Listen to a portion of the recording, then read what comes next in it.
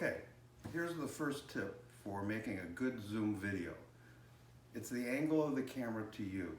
I know a lot of people will take out their iPad or their laptop or their phone, put it on their desk and start talking to people like this. Well, you're looking down at your subject at that point and they're looking up your nose. So we really don't want to do that. The more professional look is to have the camera and the iPad or the phone or the computer at eye level. So I have a vertical file, as you can see, and I just take I got a jewelry box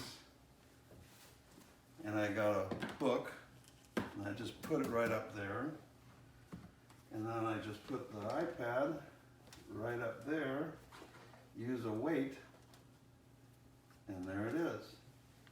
Eye level, so I'm talking directly to you, and you don't have to think I'm talking down to you or I'm doing anything. It's eye level and very professional looking.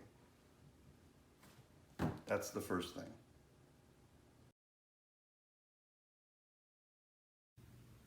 And then the second tip is you want to make sure you're well lit. You want to make sure that your face is brighter than the background and that your background still has some detail to it, but that's the third tip. We'll get into that.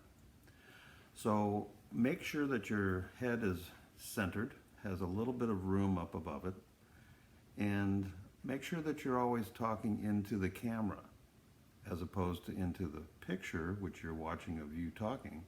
Make sure you're talking to the camera lens.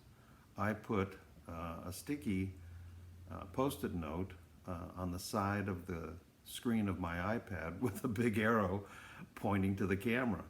And so when I speak now, I speak directly to the camera, and it gives that feeling of connection between you.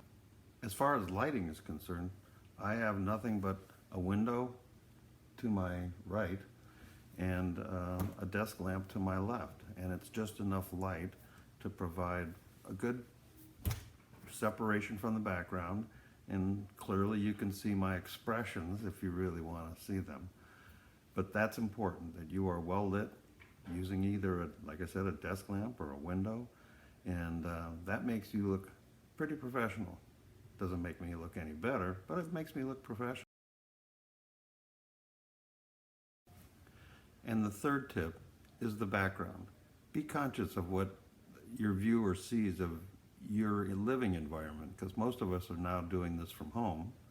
I happen to have a studio because I'm a photographer, and as you can see, I've got some portraits hanging in the background and a nice little couch, if you can see that. But basically it speaks to my profession. So if you're a lawyer or a dentist or a CPA, think of what would speak to your profession that has in the background. Or it could just be your family photos or from your living room. But as long as it's not too invasive and distractive, it should work to speak to your profession. Okay, so let's just recap. Make sure your camera, your iPad, or your phone, or your laptop is at eye level so that people feel like you're looking right at them and you're not looking down, not making them look up. Second, make sure that your lighting is correct, that you're lit, your face is distinguishable so we can see your expressions. And thirdly, make sure that your background is appropriate for your business.